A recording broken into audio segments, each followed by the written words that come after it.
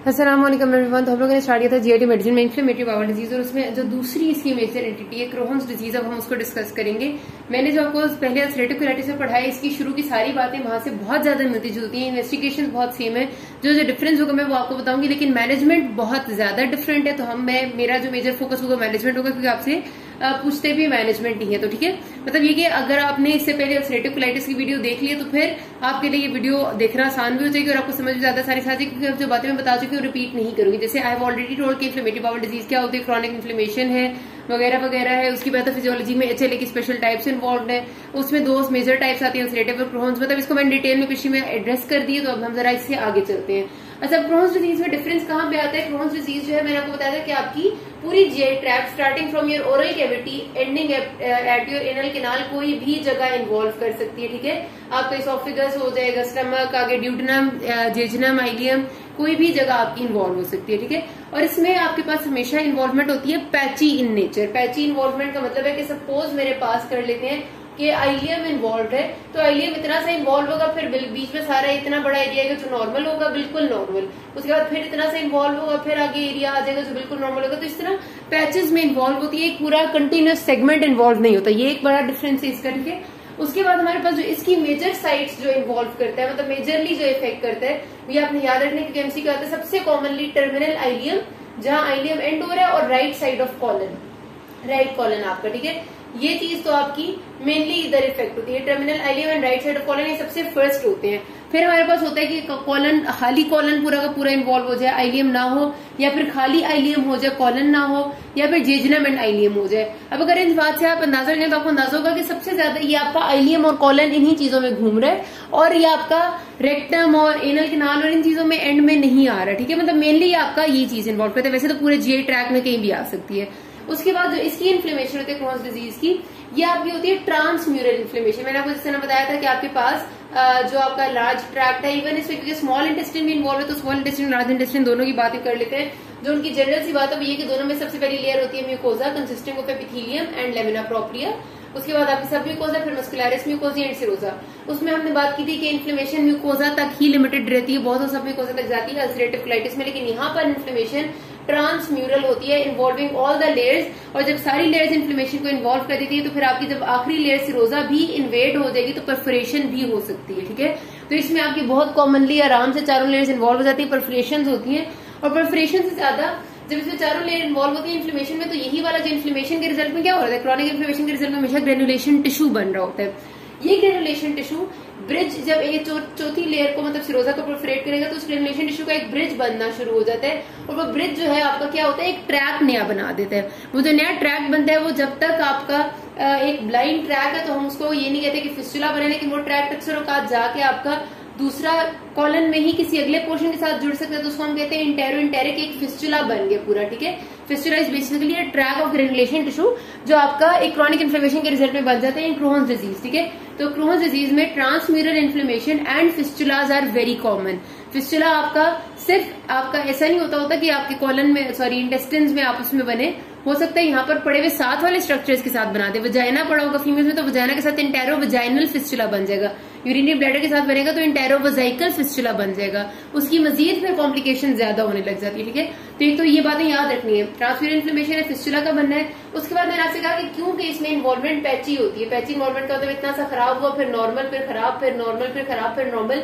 तो आपके पास जो आपकी अपीयरेंस आती है ना, कॉबल स्टोन उसे हम कहते हैं। ठीक है, टिपिकल ये लफ्ज होते हैं लिखे हुए इस तरह, कॉबल स्टोन। अब कॉबल स्टोन क्या होते हैं, जिस तरह आपने वो देखा होगा जो फुटपाथ बना होता है, अक्सर औकात यूरोपियन कंट्रीज में, बाहर के मुल्कों में, पाकिस्तान में जरा कम होता है, जिसमें से गोल गोल पत्थर उनने जोड़े हुए होते हैं, और वो पत्थर अलग अलग आपको नजर आ रहे होते हैं। ठीक है, उसको आप कॉबल स्टोन अपीयरेंस कहते हैं। वो इसलिए अपीयर होती है क्योंकि आपका जो नॉर्मल म्यूकोजा है वो उभरा रहता है, और जो खराब म्यूकोजा है वो सारा का सारा खराब होकर अंदर एट्रोफी होकर छुप जाता है, नॉर्मल म्यूकोजा उभर के ऊपर आ जाता है। तो जो नॉर्मल म्यूकोजा है वो कॉबल स्टोन्स आपके पत्थर नजर आते हैं, और जो पीछे वाला म्यूकोजा होता है वो एट्रोफीड होता है, तो आपकी कॉबल स्टोन अपीयरेंस आती है। ठीक है, उसके साथ साथ इसमें आपका जहां पर थिक क्रॉनिक इन्फ्लेमेशन चल रही होती है और अभी एट्रोफी ऑफ द एरिया नहीं हुई, वहां बहुत पूरी की पूरी वॉल में, क्योंकि ये इन्वॉल्व है ना इन्फ्लेमेशन, तो वॉल बहुत ज्यादा थिक हो जाती है। जब आपका सपोज स्मॉल इंटेस्टाइन इन्वॉल्व, और स्मॉल इंटेस्टाइन की इन्वॉल्व इतनी थिक हो गई, तो स्मॉल इंटेस्टाइन तो बहुत मोबाइल सा स्ट्रक्चर होता है, उसके आपस में लूप्स के अक्सर औकात गिरें लग जाती हैं, एक दूसरे के साथ जुड़ मुड़ जाते हैं। वो आपको ऐसे अगर ऊपर से आप फील करें तो एब्डोमिनल मैस की तरह फील होता है, ठीक है। तो ये सारी चीजें बहुत इंपॉर्टेंट है, इसमें आपने याद रखनी है। एब्डोमिनल मैस की तरह फील होने लग जाता है। उसके साथ साथ क्योंकि ये सारी की सारी लेयर्स को इन्वॉल्व करता है, तो इसमें थिकनिंग ऑफ द वॉल हम कहते हैं हो जाती है, ठीक है। अच्छा, उसके साथ जो एरिया आपका फिलहाल थिकनिंग हुई हुई है, जिसमें आप सपोज मेरे पास ये एक इंटेस्टिन का एरिया है और यहाँ पर इन्फ्लेमेशन अभी चल रही है और एट्रोफी नहीं हुई, बहुत थिकनिंग होगी है, तो यहाँ पर एक स्ट्रक्चर सा बन जाएगा। ये स्ट्रक्चर जो होगा this is basically due to chronic inflammation in that area, और रास्ता तंग हो गया, ठीक है। रास्ता स्टूल का तंग होगा तो मजीद आपका इंटेस्टिनल ऑब्स्ट्रक्शन जैसे फीचर्स आ सकते हैं स्मॉल इंटेस्टिन में, खासतौर पर। लार्ज इंटेस्टिन में तो स्ट्रक्चर इसलिए कॉमन नहीं होते क्योंकि लार्ज इंटेस्टिन का डायमीटर ज्यादा होता है, लेकिन जो आपका स्मॉल इंटेस्टिन है उसका डायमीटर तंग होता है, उसमें अगर आपका स्ट्रक्चर बन जाता है तो आपको इंटेस्टिनल ऑब्स्ट्रक्शन के फीचर्स भी पेशेंट के साथ आ सकते हैं। तो ये आपके सारे चेंजेस हैं इसमें, जो कि उसमें नहीं होते जो अल्सरेटिव कोलाइटिस है, ठीक है। अच्छा, अब आपका इसमें कि पेशेंट किस तरह प्रेजेंट करेगा, इसकी टिपिकल जो कंप्लेंट है वो पेशेंट को बहुत ज्यादा एब्डोमिनल, अब इससे खुद आपको अंदाजा हो जाएगा, ठीक है। ये सोच रखें कि आपके पास स्मॉल इंटेस्टिन इन्वॉल्व है, इसमें लार्ज इंटेस्टिन भी है, लेकिन स्मॉल इंटेस्टिन से शुरू हो रही है बात। और आपको ये याद होगा तो स्मॉल इंटेस्टिन आपका चीजों की एब्जॉर्प्शन में मेजर रोल प्ले करता है, जो आपका फूड एब्जॉर्प्शन है उसमें। ये लिहाजा आपका जो क्रोन्स डिजीज का पेशेंट है उसमें आपको बहुत ज्यादा मैल एब्जॉर्प्टिव सिंड्रोम्स और मैल एब्जॉर्प्टिव फीचर्स मिलेंगे, जो अल्सरेटिव कोलाइटिस में नहीं मिलते थे, क्योंकि अल्सरेटिव कोलाइटिस लार्ज गट को इन्वॉल्व करता था, और लार्ज गट का फूड एब्जॉर्प्शन में उतना रोल नहीं होता, वाटर एब्जॉर्प्शन में रोल होता है, ठीक है। तो यहाँ पर आपको मिलेंगे सारी फूड एब्जॉर्प्शन के फीचर्स, आप कहेंगे विटामिन की मैल एब्जॉर्प्शन हो जाएगी, फैट की मैल एब्जॉर्प्शन हो जाएगी, प्रोटीन्स की मैल एब्जॉर्प्शन होगी, तो बहुत ज्यादा मैल एब्जॉर्प्टिव सिंड्रोम्स यहाँ पर आएंगे, ठीक है। उसके साथ क्योंकि स्मॉल इंटेस्टाइन इन्वॉल्व में इंटेस्टिनल ऑब्स्ट्रक्शन जैसे फीचर्स आ सकते हैं, एब्डोमिनल मैस मिल सकती है, पेशेंट को शदीद पेट दर्द हो सकता है, पेट टेंडर होगा। अल्सरेटिव कोलाइटिस में टेंडरनेस नहीं होती, हाथ लगाने पे दर्द नहीं होता, इसमें हाथ लगाने पे दर्द होता है पेशेंट को, ठीक है। तो पेशेंट प्रेजेंट किस तरह करते हैं, इसमें आपका जो मेजर कंप्लेंट्स होती है, मतलब जो सबसे कॉमन प्रेजेंटेशन है वो डायरिया है, non bloody diarrhoea, watery diarrhoea होता है, इसमें ब्लड नहीं होता क्योंकि इसमें आपकी जो अल्सर्स हैं वो जरा पीछे करके बन रहे हैं, मतलब ज्यादा नहीं पिछले एरिया को इन्वॉल्व कर रहा है, बिल्कुल आपका एंड वाले एरिया को फ्रेश ब्लड और म्यूकोजा को इन्वेड नहीं कर रहा। और ये क्रॉनिक इन्फ्लेमेशन आपकी इरोड क्योंकि कर देती है ना वॉल को, तो वो आहिस्ता आहिस्ता अगर ब्लड लॉस होता भी है तो वो इनसाइड योर पेरिटोनियम थोड़ा थोड़ा हो रहा होता है, लेकिन इसका डायरिया के साथ इतना नहीं होता, ठीक है।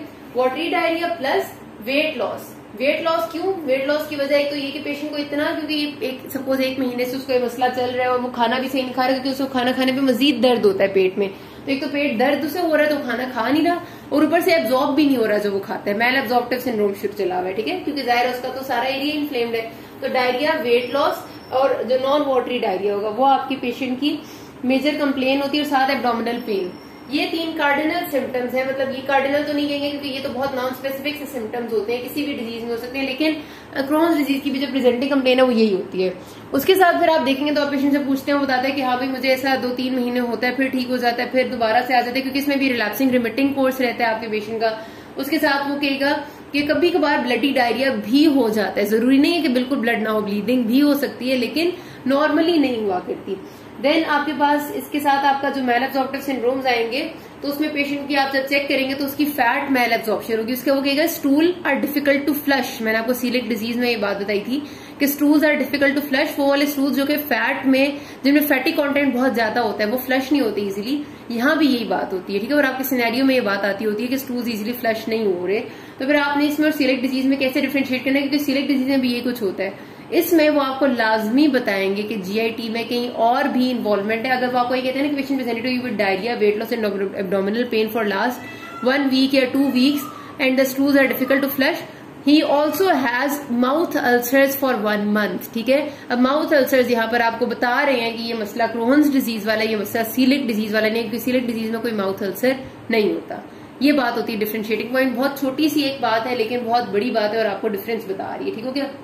तो ये आपके पास सिलसिला है जो आपके पास पेशेंट। उसके अलावा मैंने आपसे बताया एब्डोमेन टेंडर होगा, मैल एब्जॉर्प्टिव सिंड्रोम, विटामिन मैल एब्जॉर्प्शन होगी तो एनीमिया हो जाएगा, और कोई मैल एब्जॉर्प्शन होगी जब उस तरह से प्रेजेंट कर देगी जिस तरह की होगी। एंड अगर आपका फिस्टुला कहीं पर बना है तो फिस्टुला ट्रैक की वजह से आपकी बॉडी में सेप्सिस भी हो सकता है, मतलब ब्लड में अगर कहीं चला गया आपका बैक्टीरियल इन्फेक्शन तो आपकी बॉडी में सेप्सिस हो जाएगा। फिस्टुला ट्रैक्ट अगर वजाइना के साथ बना हुआ है तो आपका फीकल मटेरियल वजाइना में जाएगा और वजाइना से आपकी फीकल मटेरियल का रिलीज होने लग जाएगा, यूरिनरी ब्लैडर से फीकल मटेरियल का रिलीज होने लग जाएगा, ठीक है।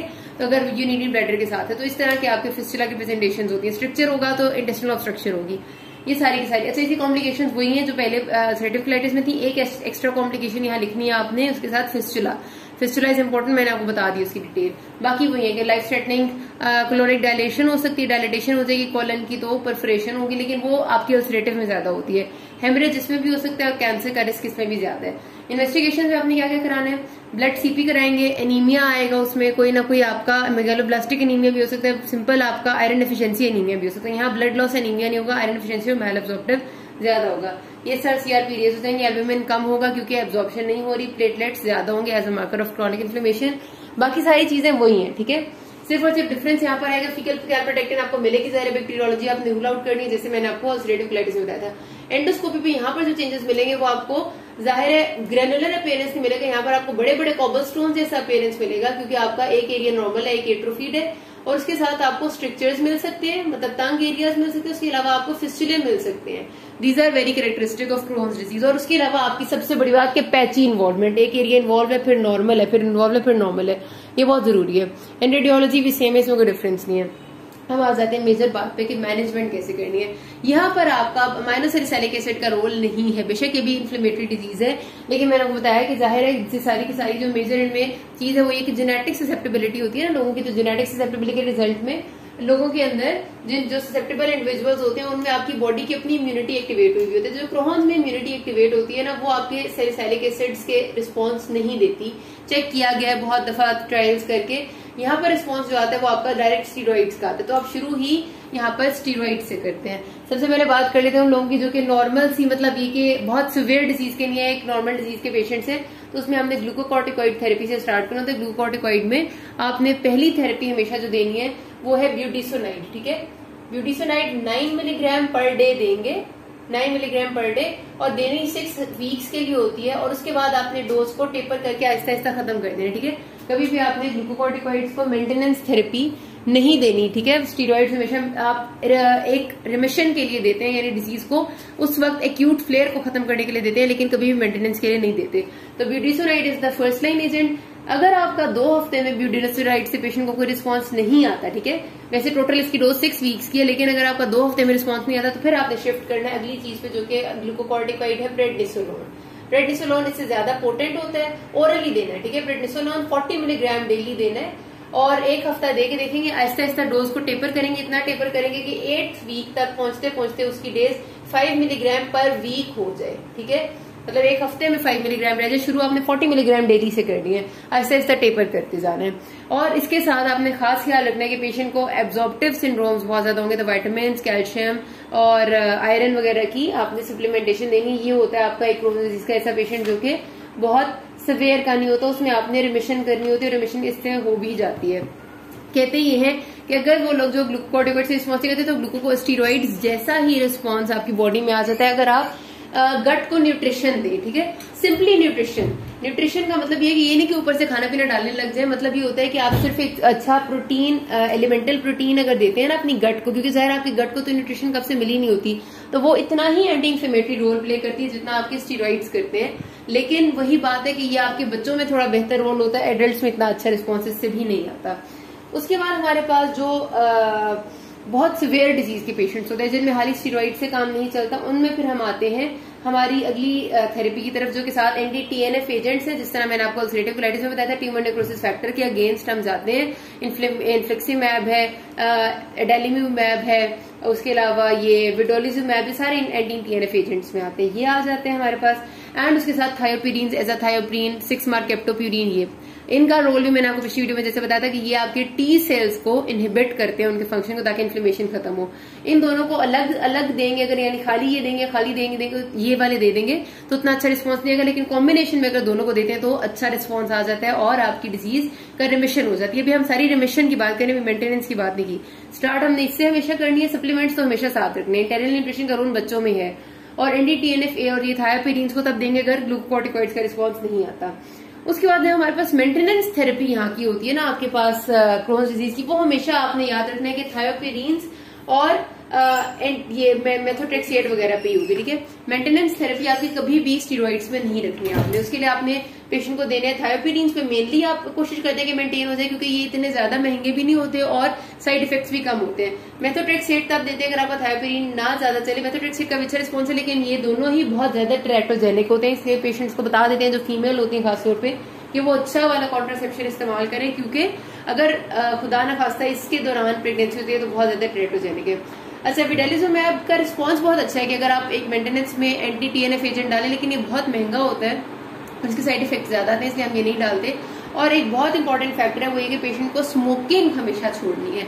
स्मोकिंग का बहुत रोल है क्रोन्स डिजीज में, जो स्मोक करते रहते हैं उनका डिजीज का ठीक होने का चांस बहुत कम होता है, इस वजह से smoking cessation is very necessary and maintenance is mainly आपने ये थायोपिरीन पे, लेकिन लिखना आपने सब कुछ है।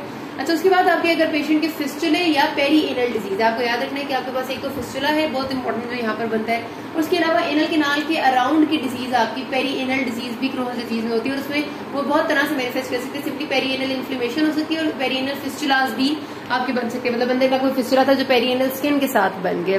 तो इन केसेस में फिर हमने इनको ट्रीट इस तरह करना होता है कि एक तो fistula tract is a very important area for sepsis, क्योंकि आपका फिस्टुला ट्रैक्ट अगर वजाइना के साथ यूरिनरी ब्लैडर के साथ कहीं और बन गया तो वहां से आपका दूसरी जगह पर इन्फेक्शन जा रहा है और वो इन्फेक्शन दूसरी जगह को इन्फेक्ट करके पूरी बॉडी में फैल सकता है।